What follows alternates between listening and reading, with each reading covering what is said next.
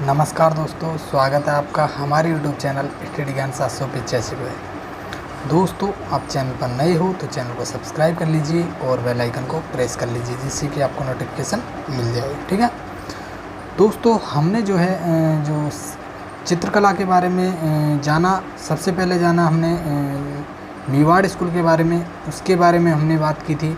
Marwar school के बारे में, इसके अलावा हमने बात की दोस्तों ढूंढाड़ स्कूल के बारे में, और आज हमारी चौथी क्लास में हम बात करने वाले हैं हाड़ौती स्कूल के बारे में।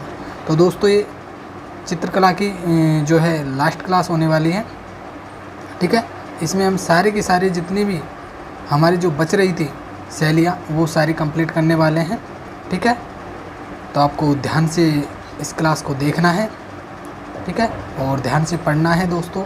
ये जो क्लासें हैं आपके एग्ज़ाम के लिए बहुत ज़्यादा इम्पोर्टेंट है।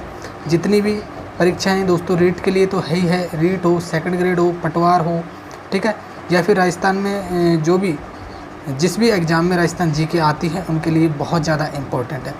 यहाँ तक कि आरएएस के लिए भी ये बहुत ज़्यादा इम्पोर्टेंट है। ठीक है, तो आपको इस क्लास को जो है मेरे द्वारा जितनी भी क्लासें पढ़ाई गई है उनको आप स्किप नहीं कीजिएगा। सारी की सारी क्लासें आपको लेना जो है ज़रूरी है, तब जाके ही आपके एक भी क्वेश्चन जो है गलत नहीं हो सकता। ठीक है, और दोस्तों इन क्लासों को बनाने में बहुत ज़्यादा समय जो है व्यतीत होता है। ठीक है, तो आपको तहे दिल से जो है इन क्लासों को अच्छे से पढ़ना है, रिवाइज करना है, रिवीजन करना है बार बार इन क्लासों का। और यदि कोई क्लास समझ में नहीं आती है तो वीडियो को रिवर्स करके वापस से देखना है। ठीक है, जिससे कि अच्छे से आपको समझ में आ सके। दोस्तों, इतना नहीं है कि ये क्लासें आपके लिए, जिस प्रकार मैंने आपको चित्र शैली के बारे में बताया, तो हर वीडियो 20-20, 25-25 मिनट की है, ज़्यादा की नहीं है दोस्तों। तो आपके लिए ज़्यादा समय भी खर्च नहीं हो रहा और आपको पूरा कंटेंट मिल रहा है।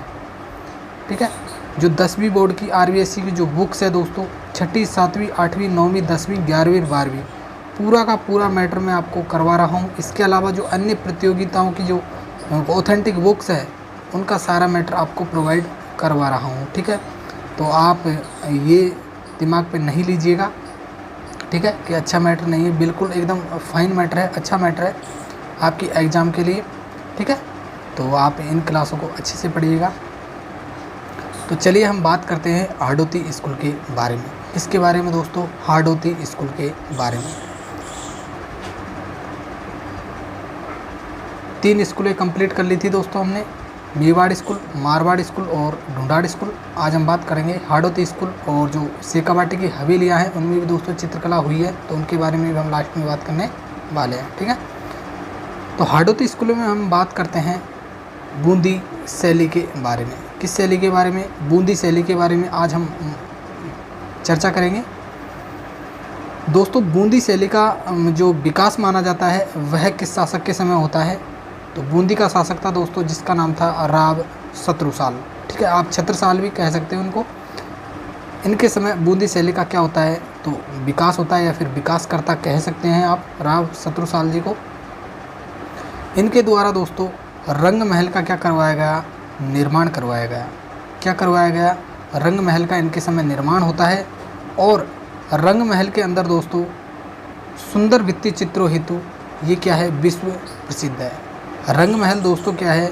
सुंदर भित्ति चित्रों हेतु क्या है? विश्व प्रसिद्ध है।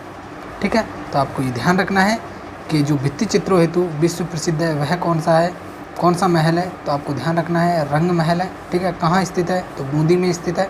ठीक है, किसके समय इसका जो है निर्माण होता है? तो आपको ध्यान रखना है राव शत्रुसाल जी के समय इसका निर्माण होता है।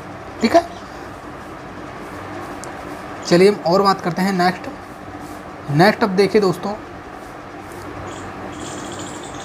भाव सिंह, ठीक है, और भाव सिंह का पुत्र अनिरुद्ध सिंह।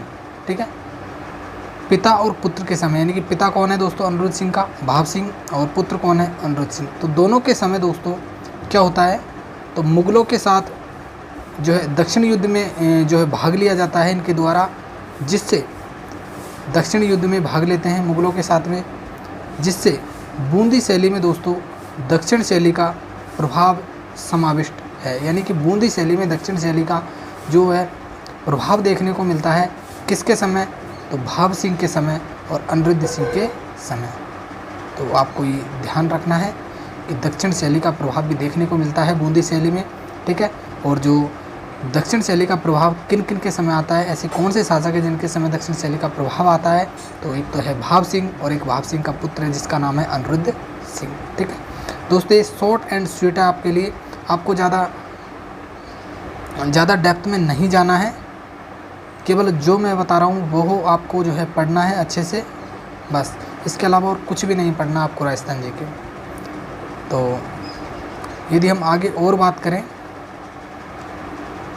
दोस्तों बूंदी शैली का स्वर्णकाल, यदि आपसे पूछ लिया जाए कि बूंदी शैली का जो स्वर्णकाल है वह किसके समय माना जाता है, तो आपको उत्तर देना है राव उम्मेद सिंह के समय जो है बूंदी शैली का स्वर्णकाल माना जाता है, ठीक है। राव उम्मेद सिंह के समय दोस्तों एक चित्रशाला का निर्माण होता है, ठीक है, कहाँ पर, बूंदी में। इस चित्रशाला को दोस्तों भित्ति चित्रों का क्या कहा जाता है, स्वर्ग कहा जाता है। तो आपको ध्यान रखना है भित्ति चित्रों का स्वर्ग कही जाने वाली चित्रशाला का निर्माण किसके द्वारा किया गया, तो आपको जवाब देना है उम्मेद सिंह के द्वारा। और बूंदी शैली का जो है स्वर्णकाल किसके समय माना जाता है, तो राव उम्मेद सिंह के समय का माना जाता है, क्योंकि इन्हीं के समय सर्वाधिक भित्ति चित्रों का निर्माण हुआ था दोस्तों, ठीक है। उम्मेद सिंह का जंगली सुअरों का शिकार करते हुए दोस्तों चित्र प्रसिद्ध है, जो कब का है, तो आपको ध्यान रखना है 1750 ईस्वी का है। यानी कि उम्मेद सिंह का जंगली सुअरों का शिकार करते हुए चित्र प्रसिद्ध है, जो कब का है, 1750 ईस्वी का है। और दोस्तों क्या क्या प्रसिद्ध है उम्मेद सिंह के समय, तो भावनाओं की सरलता के चित्र जो इनके समय के दर्शाए गए हैं। इसके अलावा प्रकृति की विविधता इनके द्वारा दर्शाई गई है, और पशु पक्षी के चित्र भी सर्वाधिक इन्हीं के समय के मिलते हैं। सतरंगी बादलों के चित्र इन्हीं के समय के मिलते हैं, और जलाशयों के चित्र भी इनके समय में मिलते हैं। तो यानी कि सर्वाधिक जो चित्र का निर्माण होता है वो किसके समय होता है, तो आपको ध्यान रखना है उम्मेद सिंह के समय होता है। कौन कौन से चित्र, तो भावनाओं की सरलता के चित्र, प्रकृति की विविधता के चित्र, पशु पक्षियों के चित्र, सतरंगी बादलों के चित्र और जलाशयों के चित्र, यानी कि सर्वाधिक चित्र इन्हीं के समय मिलते हैं, आपको ध्यान रखना है, ठीक है। चलिए हम बात करते हैं दोस्तों नेक्स्ट, बूंदी शैली की विशेषता क्या क्या है, ठीक है। बूंदी शैली की विशेषताओं के बारे में यदि हम बात करें तो बूंदी शैली में दोस्तों स्त्रियों का पतला शरीर, ठीक है, एवं लंबा शरीर जो है दर्शाया गया है। स्त्रियों के अधरवाल दर्शाए गए हैं, ठीक है। गोलमुख स्त्रियों का दर्शाया गया है। इसके अलावा पीछे की ओर झुकी हुई चिबुक यानी कि दाढ़ी जो छोटी होती थी वो दर्शाई गई है।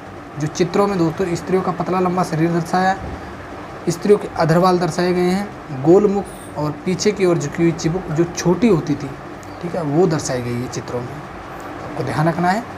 इसके अलावा आकाश में काले उमड़ते मेघ दर्शाए गए हैं। इसके अलावा बिजली की कौंध, ठीक है, घनघोर वर्षा, नदी में उठती जल तरंग, हरे भरे वृक्षों पर चहकती चिड़िया, नाचते हुए मोर। ये आपको ध्यान रखना है कि हालांकि मोर का चित्रण सभी शैली में मिला है दोस्तों, लेकिन यहाँ पर नाचते हुए मोर का चित्रण किया गया है। आपको ये इम्पोर्टेंट है कि नाचते हुए मोर का चित्रण कहाँ किस शैली में किया गया है, तो आपको ध्यान रखना है बूंदी शैली में किया गया है। कलाबाजी दिखाते बानरों का चित्रण मिलता है। पहाड़ की तलहटी में विचरण करते अन्य वन्य जीवों का भी जो है चित्रण यहाँ पर देखने को मिलता है। तो आपको सिंपल तरीके से याद करना है कि आकाश में काले उमड़ते मेघ, जब काले काले बादल उमड़ेंगे दोस्तों आकाश में तो बिजली भी चमकेगी, तो बिजली की कौंध भी दर्शाई गई है। इसके अलावा जब बिजली चमकेगी बादल होंगे तो वर्षा भी होगी, ठीक है। जब वर्षा होगी तो नदी में जो है जल तरंग भी उठेगी और हरे वृक्ष जो है हरे भरे भी होंगे, ठीक है। इसके अलावा उन पर चहकती चिड़ियाओं का चित्रण किया गया है।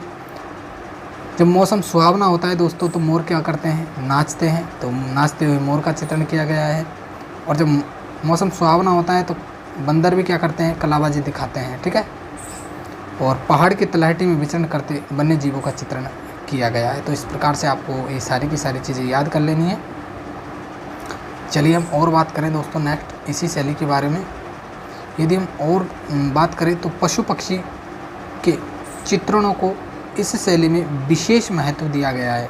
यदि आपसे पूछ लिया जाए कि बूंदी शैली की जो है सबसे महत्वपूर्ण विशेषता क्या है, तो पशु पक्षियों का क्या है, चित्रण है। ठीक है, एक तो हो गया भित्ति चित्र और एक हो गया पशु पक्षियों के चित्रण को सबसे ज़्यादा विशेष महत्व जो दिया गया है वह बूंदी शैली में ही दिया गया है। ध्यान रखना है।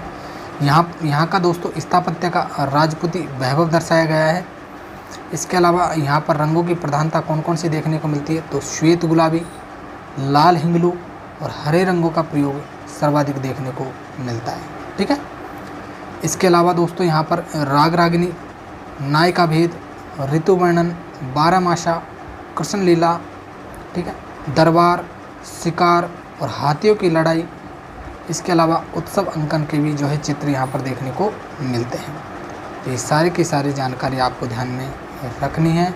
ये आपके एग्ज़ाम के लिए जितनी भी राजस्थान जी के जिस भी एग्ज़ाम में पूछी जाती हैं उनके लिए सब के लिए इम्पोर्टेंट है। ठीक है, तो चलते हैं हम नेक्स्ट बात करें दोस्तों कि बूंदी चित्र शैली है उसके चित्रकार कौन कौन हैं। तो यदि हम बात करें तो प्रमुख चित्रकार कौन कौन से हैं बूंदी शैली के, तो आपको ध्यान रखना है सुरजन, अहमद अली, रामलाल, श्री किशन और शादूराम। पांचों के पांचों नाम आपको ध्यान रखने हैं। ठीक है दोस्तों, नोट है, नोट में आपको ध्यान रखना है कि बूंदी शैली पर मेवाड़ शैली का प्रभाव रहा है। सबसे पहले आपको ये ध्यान रखना है कि बूंदी शैली पर किस शैली का प्रभाव सर्वाधिक रहा, यानी कि सबसे पहले किस शैली का प्रभाव पड़ा, तो मेवाड़ शैली का प्रभाव पड़ता है इस पर सर्वाधिक। मोर का चित्रण सभी शैलियों में हुआ है, लेकिन नाचते हुए मोर का चित्रण केवल बूंदी शैली में ही है। तो आपको ध्यान रखना है, मैंने आपको पहले भी बता दिया दोस्तों, और आपको ये ध्यान में रखना है कि नाचते हुए मोर का चित्रण बूंदी शैली में सर्वाधिक देखने को मिलता है। ठीक है, तो चलिए हम बात करते हैं नेक्स्ट शैली दोस्तों हमारी आती है जिसका नाम है कोटा शैली।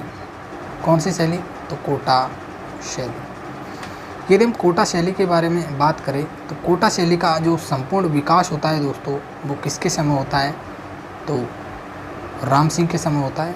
ठीक है, विकास किसके समय, तो राम सिंह के समय होता है जो कोटा का शासक था। सर्वाधिक बड़े बड़े भित्ति चित्र जो है देखने को मिलते हैं इनके समय के। और दोस्तों सबसे महत्वपूर्ण यहाँ पर शिकार के दृश्य भी देखने को मिलते हैं। ठीक है, इनके समय की दोस्तों झालाओं की हवेली क्या है, प्रसिद्ध है, ये भी आपको ध्यान में रखना है। एक शासक होते हैं दोस्तों गुमानचंद के समय रागमाला लिखी जाती है, और इनके समय जो चित्रकार होते हैं प्रमुख उनका नाम है डालचंद। तो डालचंद के द्वारा रागमाला का जो है चित्रण किया जाता है, और ये किसके समय है, तो कोटा का शासक है दोस्तों कौन, गुमान सिंह। तो आपको ये ध्यान रखना है, ये इंपॉर्टेंट है क्योंकि रागमाला से क्वेश्चन अक्सर पूछे जाते हैं। यदि हम बात करें कोटा शैली का कि अन्य नाम कौन कौन से हैं, तो कोटा शैली को दोस्तों शिकार शैली भी कहा जाता है, ये भी आपको ध्यान में रखना है क्योंकि दोस्तों राजा व रानी शिकार करते हुए दर्शाए गए हैं कोटा शैली में, इसलिए आपको कोटा शैली का अन्य नाम भी पूछा जा सकता है। कौन सी शैली है, तो शिकार शैली है। ठीक है, एक शासक होते हैं दोस्तों कोटा में जिनका नाम है भीम सिंह। भीम सिंह के समय जो है चित्र शैली में क्या क्या चीज़ें देखने को मिलती है, तो कृष्ण लीलाओं का चित्रण देखने को मिलता है। ठीक है, इसलिए यहाँ पर वल्लभ संप्रदाय का प्रभाव भी देखने को मिलता है। ठीक है, तो भीम सिंह के समय आप ध्यान में रखिएगा कि वल्लभ संप्रदाय का प्रभाव देखने को मिलता है। किसके समय, भीम सिंह के समय। एक शासक आता है दोस्तों जिसका नाम है उमेश सिंह कोटा का। इनके समय दोस्तों स्वर्णकाल माना जाता है कोटा शैली का। बूंदी में भी दोस्तों महाराजा उमेश सिंह के समय जो दोस्तों स्वर्णकाल माना गया था। इनके समय ईस्ट इंडिया कंपनी का जो है प्रभाव देखने को मिलता है चित्रों पर। इसके अलावा यहाँ के जो चित्र प्रमुख है वो कौन कौन से हैं, तो इनके समय के जो चित्र प्रमुख है वल्लभोत्सव चंद्रिका और गीता पंचमेल, ये दोनों के दोनों आपको ध्यान रखने हैं। किसके समय के चित्र हैं, तो उमेश सिंह के समय के ये चित्र हैं। ठीक है, तो ये सारी की सारी जानकारी आपको कोटा शैली में होनी चाहिए। चलिए हम आगे और बात करें दोस्तों। कोटा शैली में जो स्त्रियों का चित्रण किया गया है वह किस प्रकार से किया गया है, तो अत्यंत सुंदर स्त्रियों को दर्शाया गया है, जिनके 3 अधर दर्शाए गए हैं, सुदीर्घ नाक दर्शाई गई है, पतली कमर दर्शाई गई है और कपोल खिले हुए दर्शाए गए हैं और सुंदर अलकावली नारी के रूप में स्त्रियों को दर्शाई गई है। ठीक है। यदि हम पुरुषों का चित्रण देखें तो वृषभ कंधे, ठीक है, मतलब उठे हुए कंधे दोस्तों। इसके अलावा उन्नत भौहें दर्शाई गई है, मार्शल देह दर्शाई गई है, तलवार दर्शाई गई है पुरुषों पे, कठार। इसके अलावा मुख पर भरी भरी दाढ़ी मूछे जो है दर्शाई गई है कोटा शैली में। यहाँ के प्रमुख रंग कौन कौन से हैं तो हल्के हरे हैं, पीला रंग है, इसके अलावा नीला रंग दर्शाया गया है। ठीक है, सर्वाधिक। चलिए और बात करें दोस्तों आगे। दोस्तों मुख्य चित्रों के चारों ओर हरे रंग की रेखा खींची गई है। ये आपको ध्यान रखना है कि जो मुख्य चित्र है उसके चारों ओर हरे रंग की रेखा खींची गई है, वह कौन सी शैली है तो आपको ध्यान रखना है कोटा शैली है। ठीक है, ठीक है दोस्तों। चलिए हम बात करते हैं नेक्स्ट, यहाँ के प्रमुख चित्र कौन कौन से देखने को मिलते हैं कोटा शैली के, उस पर भी बात कर लेते हैं। तो सबसे पहले आपको ध्यान रखना है भागवत पुराण पे। इसके अलावा ढोला मारू का सचित्र ग्रंथ यहाँ पर देखने को मिलता है। ठीक है, ढोला मारू का चित्रण दोस्तों मारवाड़ शैली में हुआ था। ठीक है, इसके अलावा सचित्र ग्रंथ देखने को मिलते हैं कहाँ पर कोटा शैली में। तो ये इंपॉर्टेंट है आपके लिए, ध्यान रखना है, पूछा जा सकता है। इसके अलावा रागमाला का सेट यहाँ का क्या है प्रमुख है। ठीक है, जो डालचंद के द्वारा चित्रित किया गया है। इसके अलावा रागमाला दोस्तों, रागमाला के बारे में यदि हम बात करें तो कोटा शैली का सर्वोत्कृष्ट सचित्र ग्रंथ है, मतलब चित्र सहित ग्रंथ दर्शाया गया है दोस्तों रागमाला को।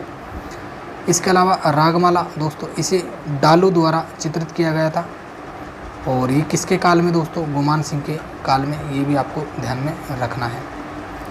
कोटा शैली के प्रमुख चित्रकार रघुनाथ है, गोविंद राम है, डालू है, लच्छी राम है और नूर मोहम्मद है। तो ये चित्रकार भी आपको ध्यान में रखने इम्पोर्टेंट है। ठीक है, तो चलिए हम बात करते हैं नेक्स्ट बात करते हैं दोस्तों शेखावाटी के भित्ति चित्रों के बारे में। ठीक है, किसके बारे में, शेखावाटी के भित्ति चित्रों के बारे में यदि हम बात करें तो दोस्तों सबसे पहले आपको ध्यान रखना है कि जयपुर शैली के भित्ति चित्रों का सर्वाधिक प्रभाव किस पर पड़ा, शेखावाटी पर पड़ता है। यानी कि जो जयपुर शैली में जो भित्ति चित्र देखने को मिलते हैं उनका सर्वाधिक जो प्रभाव कहाँ पर पड़ा है तो शेखावाटी पर पड़ा है। 19वीं 20वीं सदी में दोस्तों यहाँ पर ये प्रभाव सर्वाधिक देखने को मिलता है। कला को हवेलियों में प्रदर्शित किया गया था। ठीक है, जो भित्ति चित्रों की कला है दोस्तों, इनको शेखावाटी में हवेलियों पर प्रदर्शित किया गया है। तो हवेलियों में ये कला शेखावाटी में देखने को मिलती है भित्ति चित्रों की। इसके अलावा बात करें तो यहाँ पर जो है अनूठा भित्ति चित्रण देखने को मिलता है, यानी कि सबसे हटकर जो है भित्ति चित्रण देखने को मिलता है शेखावाटी में, शेखावाटी की हवेलियों में। तो जो भित्ति चित्रणों के लिए जो शेखावाटी की हवेलियाँ प्रमुख है दोस्तों, वो कौन कौन सी है तो नवलगढ़ की हवेली है, रामगढ़ की हवेली है, फतेहपुर की हवेली है, इसके अलावा लक्ष्मणगढ़ की हवेली है, मुकुंदगढ़ की हवेली है, मंगावा की हवेली है और बिशाऊ की हवेली है। ये सारी की सारी हवेली आपको ध्यान में रखनी है। यहाँ पर शेखावाटी के जो भित्ति चित्रण है वो सबसे ज़्यादा अनूठे देखने को मिलते हैं। ठीक है, इसके अलावा दोस्तों शेखावाटी को ओपन आर्ट गैलरी भी कहा जाता है। तो ये भी आपको ध्यान रखना है, आपसे क्वेश्चन पूछ लिया जा सकता है दोस्तों कि ओपन आर्ट गैलरी कहा जाता है, तो आपको ध्यान रखना है शेखावाटी को। ठीक है दोस्तों, शेखावाटी में जो भित्ति चित्रण है उनको किसने दोस्तों संरक्षण प्रदान किया था तो फ्रांस के नादिन ला प्रिंस के द्वारा ये सराहनीय कार्य किया जाता है, क्योंकि शेखावाटी के जो भित्ति चित्रण है उनको संरक्षण प्रदान किया जाता है किसके द्वारा तो फ्रांस के नादिन ला प्रिंस के द्वारा। ये क्वेश्चन भी आपको ध्यान में रखना है। ठीक है, यहाँ पर रंग कौन कौन से देखने को मिलते हैं तो कत्थई रंग, नीला रंग और गुलाबी रंग। ठीक है, चलिए हम और बात करते हैं दोस्तों नेक्स्ट। यदि हम बात करें जो शेखावाटी के जो भित्ति चित्रण है जो हवेलियों पे देखने को मिलते हैं उनकी विशेषता क्या क्या है तो आपको विशेषता भी ध्यान रखनी है, क्योंकि विशेषताओं से भी क्वेश्चन पूछे जा सकते हैं।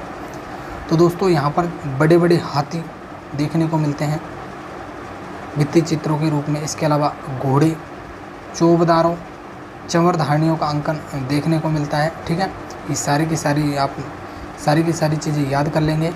इसके अलावा ग्वाक्षों के दोनों ओर दीवारों पर अंकन देखने को मिलता है। इसके अलावा दोस्तों छज्जों के जो टोड़े रहते हैं दोस्तों, उनके नीचे चितेरों ने, यानी कि जो चित्रकार है दोस्तों, चितेरों ने मल्लयुद्ध, कुश्ती, दधी मंथन, गोदोहन, विचित्र पशु पक्षी, देवी मिथकों, राक्षसों, कामकला, राग रागिनी, साधु संत, लोक कलाओं का क्या किया है, अंकन देखने को मिलता है। यानी कि जो दोस्तों छज्जों के नीचे जो टोड़े होते हैं उनमें इन सारी चीज़ों का क्या किया गया है, अंकन किया गया है। तो आपको ध्यान में रखनी है ये सारी बातें। इसके अलावा दोस्तों बाहरी दीवारों पर एवं अंदर कथात्मक बड़े बड़े फलकों का चित्रांकन भी क्या है दोस्तों, विशेष है, ये देखने को मिलता है। ठीक है, तो हमने शेखावाटी की हवेलियाँ थी दोस्तों, उनमें भित्ति चित्रों के बारे में सारी जानकारी ली। और दोस्तों आई होप दोस्तों ये वीडियो आपको बहुत ज़्यादा जो है, ये क्लास बहुत ज़्यादा आपको पसंद आई होगी। और यदि ये क्लास पसंद आई हो तो वीडियो को लाइक ज़रूर कीजिएगा। ठीक है दोस्तों, मैं आपको एक बात बता दूं, इस वीडियो को बनाने में बहुत ज़्यादा समय खर्च होता है। पहले मुझे लिखना पड़ता है, उसके बाद में PDF बनानी पड़ती है, और PDF के बाद में फिर मुझे आपको पढ़ाना पड़ता है। तो ये सारी की सारी चीज़ें हैं दोस्तों, इसमें बहुत समय खर्च होता है। तो प्लीज़ जो है वीडियो यदि अच्छी लगे तो वीडियो को लाइक ज़रूर कीजिएगा, और आप नए हो तो चैनल को सब्सक्राइब ज़रूर कर लीजिएगा। ठीक है, जितना भी मेरे से बनता है दोस्तों मैं आपको प्रोवाइड करवाने की कोशिश करता हूं और करता रहूँगा। और आपका भी यह फ़र्ज़ बनता है कि आपको वीडियो यदि अच्छी लगे तो इसको अपने दोस्तों में ज़्यादा से ज़्यादा शेयर कीजिएगा। ठीक है, जिससे कि उनका भला हो सके और वो आने वाली प्रतियोगी परीक्षाओं में अच्छे से अच्छे मार्क्स लाकर जो है सिलेक्शन प्राप्त कर सके। ठीक है, मेरा कोई और उद्देश्य नहीं है दोस्तों, केवल यही है कि जो दूर दराज से जो पढ़ने वाले स्टूडेंट है वो अच्छे से अच्छी शिक्षा, बेहतर से बेहतर शिक्षा जो है कम समय में प्राप्त कर सके। ठीक है, तो आज के लिए इतना ही दोस्तों। कल हम जो हमारे नेक्स्ट अध्याय में मिलेंगे। जब तक के लिए थैंक यू, गुड बाय, जय हिंद, जय भारत।